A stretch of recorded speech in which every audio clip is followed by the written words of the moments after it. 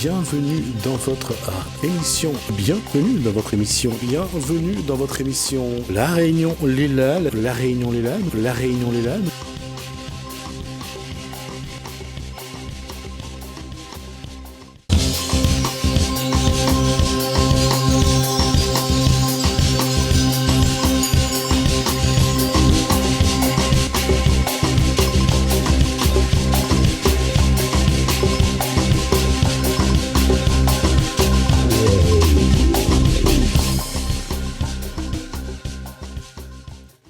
Bonjour à tous, bienvenue dans votre émission La Réunion Léla. On espère que vous êtes en pleine forme et en bonne santé. Nous, en tout cas ici, on va essayer de vous faire un plateau d'enfer. On va essayer surtout de tourner les pages dans le bon sens et montrer à quel point la lecture, le livre est un plaisir. On voit ça dans Gadzam Réunionnais.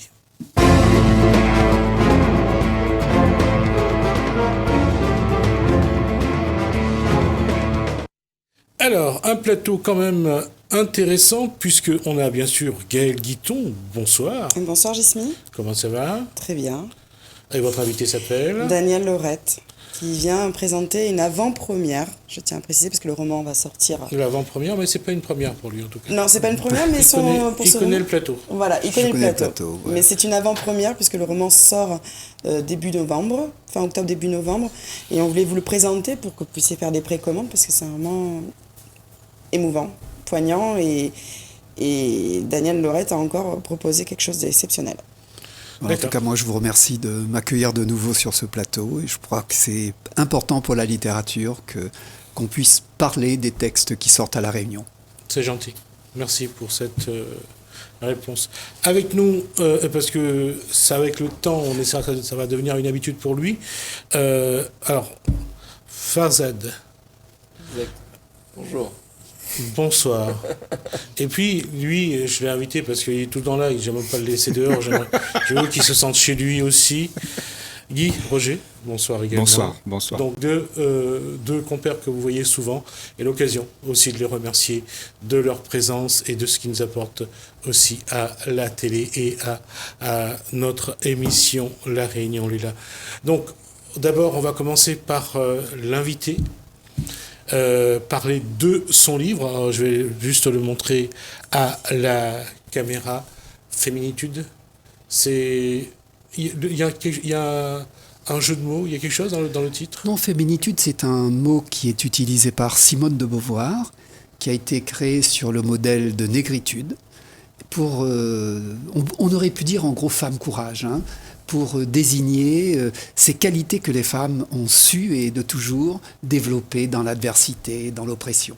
Et c'était un titre qui allait bien au conte et au roman qui se trouvent dans ce recueil, à mon avis. Gaëlle Guiton est d'accord avec ce... Je suis tout à fait d'accord. Daniel Lorette se fait porte-parole des femmes. On précise dans la période des années 70, je tiens vraiment à préciser, et donne la parole à 4 femmes. 4 femmes qui ont eu une épreuve difficile, qui se retrouvent à faire des choix malgré elles et avec beaucoup de respect et beaucoup de pudeur. D'accord. Je pose la question aux 2 hommes qui sont là. Quand on parle de féminitude, quand on parle de femme, pour vous, ça évoque la femme dans tout son courage ou plus dans toute sa splendeur? La femme, c'est déjà notre mère. La mère de l'humanité, en fait. Parce que sans elle, on ne serait pas là. Et donc, je pense qu'il y a un grand respect à lui devoir. Et ne pas croire qu'on est là sans elle. Elle est le pilier de nos futures générations aussi. Farzad Fizi, pour la femme? Oui, la femme... Vaste sujet, déjà, on est 4 hommes et une femme sur le plateau. Pas seulement, pas un vaste sujet. Sur la question qu'on a posée... Oui. Déjà, il n'y a pas la parité aujourd'hui. Voilà. Sa place? La place de la femme, c'est celle que la société veut bien lui donner. Et pourquoi la société veut bien lui donner? Pourquoi elle n'a pas le droit de l'accaparer puisque c'est sa place? C'est à elle de la faire. Oui, voilà, elle doit l'affirmer. Mais en fait, comme c'était un fait qu'elle n'est pas sa place, aujourd'hui, elle doit l'affirmer. Aujourd'hui, elle doit venir sur le devant de la scène, venir sur le plateau, parler, causer, discuter, écrire les livres, s'inspirer d'un livre comme celui-ci par exemple, écrire le sien, comme une dame qui est venue voir au salon du livre de Saint-Pierre Guy Roger, et Guy lui a dit « écris à ton tour ». Elle a pleuré, elle a dit « oui, je peux le faire, je sens que je peux le faire ». On est dans ce moment-là charnière où les femmes peuvent.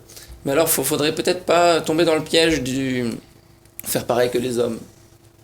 Ou essayer d'uniformiser avec les hommes. Mais de véritablement découvrir en soi, et c'est là où je viendrai sur la qualité dont vous avez parlé, la qualité qui se développe dans l'adversité. Et c'est ça qui peut-être fait émerger ce qu'il y a vraiment dans ces femmes. Et de tout temps, elles ont protégé la famille, elles ont été les gardiennes de la famille, des enfants, que ce soit sous les coups, que ce soit sous les mensonges, que ce soit sous les tabous. Aujourd'hui, elles peuvent le faire de plus en plus librement. Et c'est ça qu'il y a d'optimiste et d'enthousiasmant. Alors, je ne poserai pas la question tout de suite, à quel prix? Juste demander à Gaëlle Guiton la place de la femme. Aujourd'hui, Gaëlle Guiton, en tant que femme, aujourd'hui, cette image, ces images qu'on véhicule nous, à travers notre émission, elle est la bonne ou pas?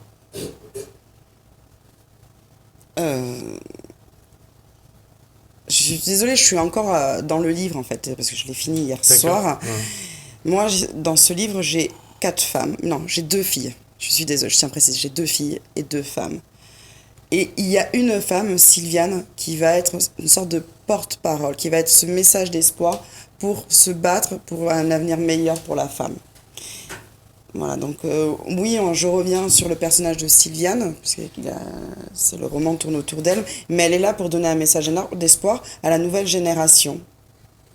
Parce que, voilà, par rapport au livre, j'ai Angèle et Albine et aussi Charlotte qui sont des filles, qui ne peuvent pas, à 14 ans, avoir une parole, dire je veux ci, je veux ça, elles sont encore dans l'innocence. Oui, enfin, c'est-à-dire que la question de la libération de la femme a déjà été soumise à la question de la contraception. Bon, quand la contraception a pu exister, les femmes ont pu aussi avoir des possibilités de se réaliser de façon très différente. Et ce qu'il faut voir justement dans ce texte, vous parlez de Sylviane. Sylviane, elle a la chance d'avoir un niveau de culture qui lui permet de lire Jean-Paul Sartre et Simone de Beauvoir, et de faire des choix pour sa vie que n'ont pas pu faire, effectivement, Angèle, que n'ont pas pu faire, enfin, des choix que Angèle n'a pas pu faire, que Charlotte n'a pas pu faire, et que sa grand-mère Toinette n'a pas pu faire non plus. Donc, on voit bien, effectivement, que cette réalisation de la femme dépend d'une culture, dépend qui est là ou qui n'est pas. Et que c'est quelque chose qui est quand même relativement récent, et le résultat d'un long combat. Il faut dire que la domination masculine est très pesante, et très lourde, et très enracinée, et qu'on ne la dépasse pas comme ça. Vous voulez dire par là que celui qui sait lire, ou celle qui sait lire, et qui aime lire, a plus de chance? Certainement. Je suis persuadé que la culture sauve, oui. Rappelons encore une fois, c'est une évidence, heureusement ou malheureusement, la culture est aussi une clé vers quelque chose qu'on veut. Parfois, lorsqu'on ne sait pas lire, on ne sait pas écrire, on se sent déjà vraiment... on revient à un stade assez triste en matière de pouvoir dans une société. Quelqu'un qui ne sait pas lire, quelqu'un qui ne sait pas écrire, il se renferme lui-même. Et là, lorsqu'on parle de la femme qui essaye de s'émanciper à travers la culture, à travers le savoir, on le voit dans tous les... Il y a eu des livres là-dessus qui ont vraiment montré que ce pouvoir est important. Et dans ce livre-là, c'est quand même ça qui est la clé, apparemment. Oui, alors Sylviane portera ce roman où, je reprécise le contexte, on est dans les années 70. La loi de Simone Veil vient de passer. C'est une loi qui va changer la vie de Sylviane et qui va lui laisser la liberté de choisir de qu'est-ce qu'elle veut pour son avenir. Et elle reprend, en fait, dans ce roman, en disant je ne vais pas être, je vais pas me battre pour de la terre avec mes frères parce que je n'aurai pas mon mot à dire. Je veux choisir mes études alors qu'on lui dit non, tu as eu ton bac, tu peux aller travailler et devenir secrétaire. Elle dit je veux. Elle veut et elle va se battre jusqu'au bout pour transmettre à sa fille et en disant voilà, je veux pas qu'il y ait de tabou dans notre famille, je veux te dire ce que ton arrière-grand-mère a vécu, je veux te dire ce que j'ai vécu, je veux te dire ce que Charlotte a vécu. Et même elle parle d'Albertine aussi, qui est un personnage très fort, qui est le médecin, gynécologue à l'époque, dans les années 70, et elle raconte à sa fille, elle lui dit voilà, tu as les bases ma fille, maintenant grandis, vis ta vie et fais tes choix. Et comme on l'a vu dans d'autres bouquins qui ont été écrits à cette période-là, l'émancipation, et elle est pas seulement sur ce qu'on a, elle est c'est vraiment de s'inscrire dans une démarche. Parce que qu'on sache lire, c'est une chose, qu'on ait les moyens de le vivre, ça en est une autre, et surtout de réussir. Et dans tous les livres qu'on a pu voir dans cette période-là, on voit qu'on a besoin d'un échappatoire. Parce que le livre représente l'échappatoire, un moyen de s'émanciper, de grandir, d'avancer. Et puis de l'indépendance. Enfin, Gaëlle Guitton insiste sur le contexte, et elle a raison. C'est-à-dire que nous ne sommes plus dans les années 70-80, et il faut voir à quel point le contexte de ces années-là a été lourd. Alors, quand on voit les années 80, on pense bien sûr au combat qui a permis à Simone Veil de promulguer la loi qui légalisait l'IVG, mais c'était l'époque du procès de Bobigny. Donc, où on s'est retrouvé à accuser donc une jeune fille enceinte et d'un avortement qui avait été réalisé dans des conditions terribles. Et toute la bande s'est retrouvée devant la justice et défendue par Simone de Beauvoir et Gisèle Halimi. Bon, il faut voir le contexte de combat dans lequel ça s'est fait.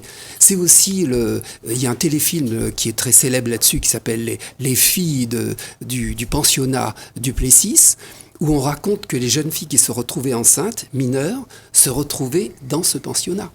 Bon, et dans des conditions terribles, avec une morale qui est aujourd'hui complètement dépassée. Bon, c'était une prison. Et l'une de ces filles se suicide. Cette fille a 13 ans. Cette fille a été violée par son père. Et tenez-vous bien, cette fille est réunionnaise. On le voit bien. Et on le redit bien dans le film.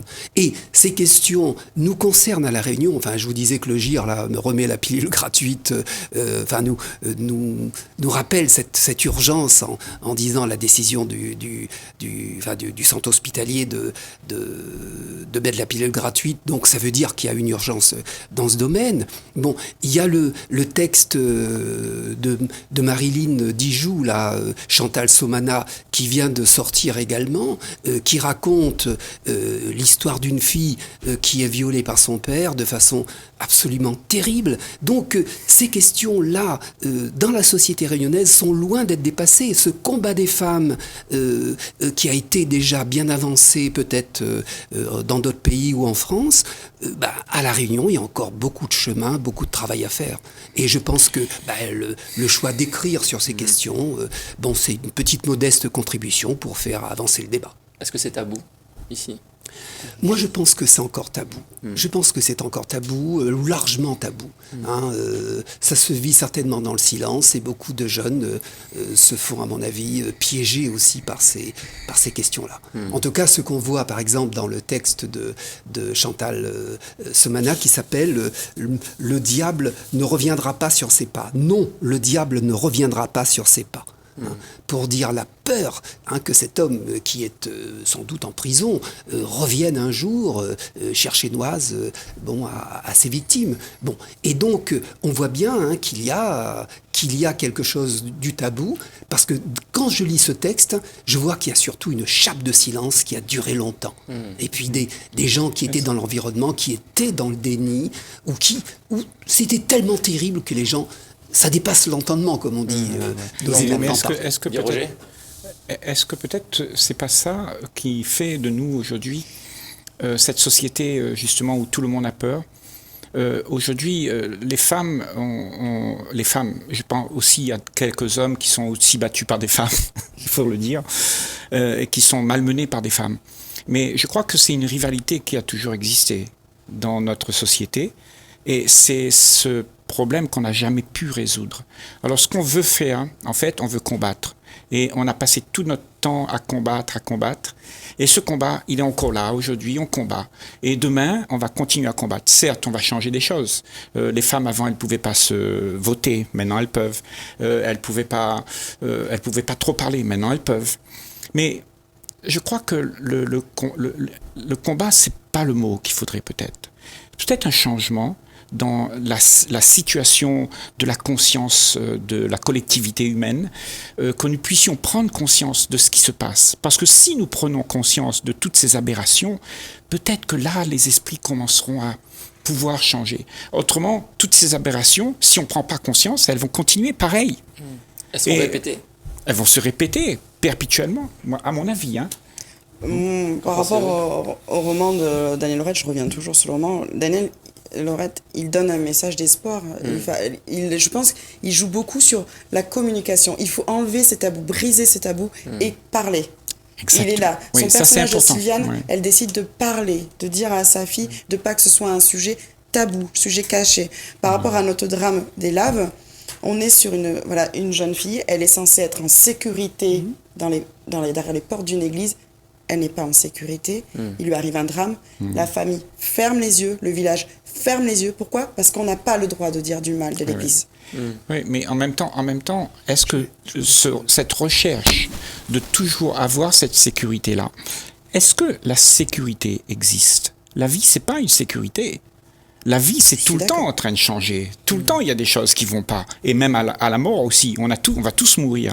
On va pas perdurer tout le temps. C'est pas la sécurité. La vie, c'est la mort après, à la fin. Donc, il faut se permettre de voir que nous sommes dans une situation où tout peut changer. Oui, mais pour revenir à ce que disait Gaël, c'est cet espace de vie doit avoir un minimum de confort, un minimum de sécurité. Et ça, c'est la bataille, justement, pour que ces enfants puissent naître, grandir et vivre de manière sécurisée. Si c'est pour naître et souffrir toute sa vie, je dirais à la rigueur, on va se poser la question. Alors, à partir du moment où il y a un combat, il y aura de l'insécurité. Moi, je dis arrêtons de combattre. Laissons la vie faire les choses, parce que la vie sait quoi faire. Dans Féminitude, dans le livre, dans ce livre-là, l'objectif, c'est quoi pour l'auteur ? C'est de parler de cette insécurité qui est permanente, qui est là, ou de chercher la sécurité pour ceux qui... Moi, je l'ai vu comme briser les tabous. En fait, Daniel Lorette, il brise les tabous, il parle, il dit. Voilà, il est arrivé cette histoire à Angèle, il est arrivé cette histoire à Albine, il est arrivé cette histoire à Antoinette. Il parle, il dit des choses.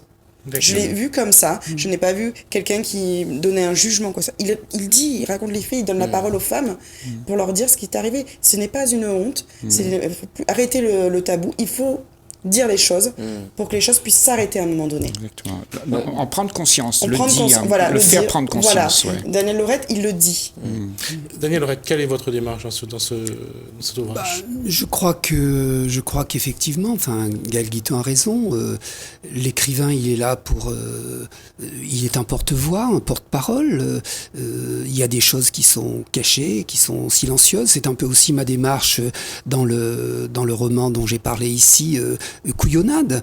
Le silence, à mon avis, condamne à la reproduction. Il y a une reproduction un peu qui se fait malsaine d'ailleurs, qui se fait des non-dits.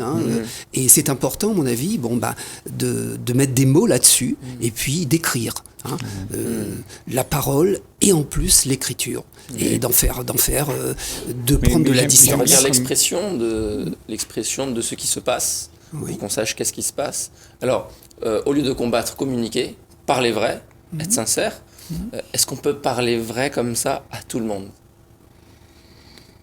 Je crois que oui. Enfin, je crois que les gens l'entendent. C'est-à-dire que ça, c'est une question littéraire. C'est-à-dire, au fond, est-ce qu'on peut parler à tout le monde ? Oui. La question, c'est comment on parle aux gens. C'est-à-dire qu'il faut trouver des mots qui aillent au cœur. C'est pour ça que les premiers mots qui viennent sont souvent des mots violents. Et c'est une lumière crue. C'est une lumière de projecteur. Les choses nous révoltent. Et tout le travail d'écriture, c'est justement arriver à faire une lumière qui soit suffisamment tamisée pour que celui qui est en face puisse la regarder sans aveuglement. Et à ce moment-là, on peut toucher le cœur de la personne. Mais c'est tout un problème, ça. Et vous avez des auteurs qui arrivent de façon admirable à parler de choses très violentes, mais avec suffisamment de tact et de délicatesse pour que cette violence puisse enfin être entendue. C'est ce qui ressort dans Féminitude? Oui, mais c'est ce qui ressort chez Daniel Lorette, en fait, dans sa plume. Il y a une certaine justesse dans ses mots. C'est des sujets graves, mais on n'est pas choqué. Moi, je pense que si j'avais une fille de 14-15 ans, je lui ferais lire volontiers Daniel Lorette, parce qu'il ne met pas des mots crus, il dit juste ce qui se passe. Il donne le sentiment, comme je répète, il donne la parole à la femme, et elle dit ses sentiments, comment elle le ressent. Et je voudrais faire une petite précision sur la couverture qui est assez déconcertante. En fait, je pense qu'il faudrait comparer la vision de... Enlever un petit peu plus, ouais, voilà. Voilà, d'une dizaine de personnes, comment elles perçoivent la couverture. C'est bon, je suis devant. C'est vrai. Comment elles perçoivent la couverture. Moi, j'ai voulu poser la question, j'ai posé la question à Daniel, et là, je lui ai dit, mais qu'est-ce que l'illustrateur a voulu faire? Parce que moi, j'ai vu une femme couveuse, en fait. Une image qui me dérange. Voilà, parce que être une femme, c'est fait pour faire un enfant, parce qu'avec le cœur qui bat au milieu du ventre. Voilà. Donc voilà, qu'est-ce que vous percevez, en fait, en voyant cette image? Moi, je vois un utérus qui est en forme de bateau, qui est en train de voguer sur l'océan. Ouais. En tout cas, vos remarques iront tout droit au cœur de Franz Kermer, qui est donc l'artiste qui a bien voulu me confier ce tableau et autoriser donc sa publication dans le cadre de ce travail. Franz Kermer est une artiste qui publie et qui travaille en France et en Allemagne. Et quand j'ai découvert son catalogue, j'ai tout de suite vu que ce tableau-là allait parfaitement résonner avec le travail dans lequel je m'étais engagé. Et j'étais tout à fait heureux qu'elle puisse, qu'elle accepte, donc que son tableau figure dans cette publication. Je vous lis le petit Franz Kermer, K-E-R-M-E-R, et vous allez pouvoir facilement trouver sur Internet le site qu'elle anime. Je lis seulement ceci. Allez. Centre de ma préoccupation, le corps humain. Celui de la femme, de ses saisons, la femme en mouvement, au repos, en route, en naissance, en souffrance. Et je suis content de voir comment tout un chacun dans cette composition qui est, on pourrait dire, non figurative, arrive à entendre quelque chose, sans doute d'un message qui résonne avec le texte. Alors Guy Roger, qu'est-ce que vous voyez de cette image ?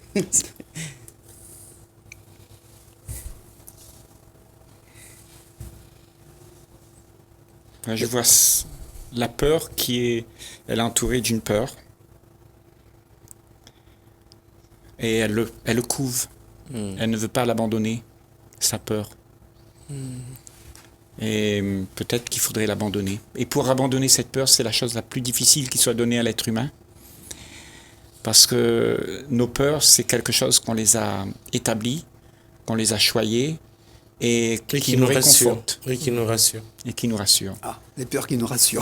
Ouais, c'est vrai. C'est tout un paradoxe, oui. Est-ce qu'il y a eu des peurs qui rassuraient certains personnages du livre, ou certaines ont dépassé cette peur et ont réussi à apporter ce message d'espoir ? Moi, je dirais que c'est sûr que la peur est omniprésente parce qu'elle justifie à chaque fois le pas qu'on ne fait pas. Le pas en avant qu'on ne fait pas est justifié par la peur. C'est pour ça que la peur rassure. C'est-à-dire que ça nous empêche d'aller plus loin. Et à chaque fois, je ne sais pas si pour l'auteur c'était aussi cette démarche-là qu'elle existe, mais au moins ça nous donne une bonne raison pour ne pas continuer. Daniel Lorette. Moi, j'ai envie de vous dire le mot de Prévert qui me vient à propos de la peur. Après la peur de la mort de la peur, et enfin la vie. Oui, c'est vrai que c'est joli. Je ne connaissais pas. Effectivement. Il nous reste 2 minutes et demie à peu près avant de clore cette partie. Qu'est-ce qu'on pourrait rajouter sur cette féminitude? Moi, je voudrais dire aux Réunionnais, même à toutes les personnes qui regardent la émission, mais même en métropole, foncez, faites la précommande, lisez ce livre, et peut-être ça va déclencher des choses entre vous. Peut-être vous allez voir des choses autour de vous qui se passent, et prenez la parole. Parlez, n'hésitez pas, faut pas avoir peur. Quelqu'un nous écoutera, et ça permet d'avancer. Ça permet aussi, connaissant Danielle Lorette, ça permet aussi d'avoir une façon d'aborder. C'est toujours cette question-là qu'on pose à chaque fois qu'on parle d'un auteur, c'est sa façon d'amener le sujet, sa façon de conscientiser la personne, le lecteur, sur ce qu'il veut écrire. Et je pense qu'à ce niveau-là, Danielle Lorette nous a beaucoup montré jusqu'à maintenant et continue à nous faire une leçon sans le vouloir. Mais en tout cas, c'est une leçon qu'on prend aussi. Danielle Lorette, pourrait-on dire, lisez, agissez? Lisez et à mon avis, forcément, ça nous change. Je pense que la lecture nous change profondément. Cette façon d'entrer dans un texte, d'entrer dans un univers, d'entrer dans une pensée, d'entrer dans le cœur de quelqu'un. Et c'est pour ça que c'est précieux pour un écrivain d'arriver à ce moment où, sorti de sa solitude d'écriture, il puisse rencontrer d'autres personnes qui ont été en résonance avec ce texte. Guy Roger, cette perception, ce serait une action aussi? Ouais, c'est justement quand on a vu au-delà de tout ce qu'on a pu lire, il y a quelque chose qui se déclenche en nous. Et quand on a écouté, quand on a vu avec une grande attention ce qu'on a lu, j'ai l'impression qu'il y a une intelligence qui naît en nous. Et cette intelligence, c'est l'action de chacun d'entre nous envers l'autre. Et là, il y a peut-être un moyen de vivre ensemble, en harmonie. Merci. Ça te va? Oui.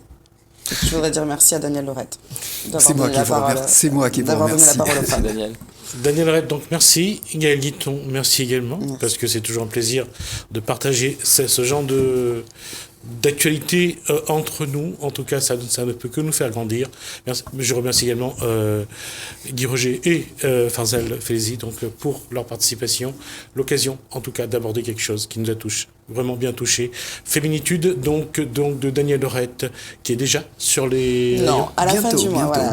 Faites les précommandes, parce qu'il y a eu une razziare au Salon du Livre Athéna, il n'y en avait plus d'exemplaires, c'était en avant-première, donc voilà. Et les précommandes, ils peuvent faire où, les auditeurs? Dans toutes les librairies de La Réunion. Voilà. Merci Danielle Lorette, merci Gaël Guiton, merci à vous. Merci. Bienvenue dans votre émission. Bienvenue dans votre émission. Bienvenue dans votre émission. La Réunion, les Landes. La Réunion, les Landes. La Réunion, les Landes.